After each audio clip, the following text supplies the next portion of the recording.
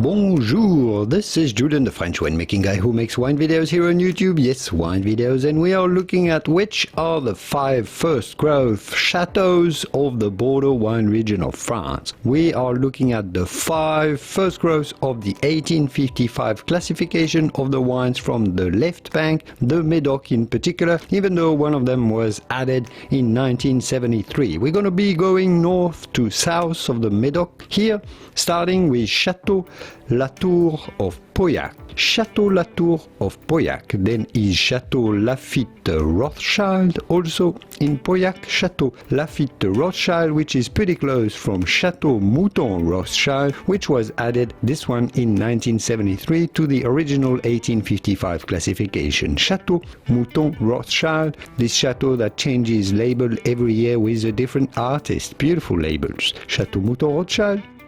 And then comes one that is very dear to my heart because I actually work there. If you want to take a tour of Chateau Margaux, here is a video linking to it in the top right corner. You can have a tour of Chateau Margaux, beautiful estate, delicious fine wine. Then comes Chateau Haut-Brion, which is in the Pessac-Léognan appellation to the south of Bordeaux. Chateau Haut-Brion.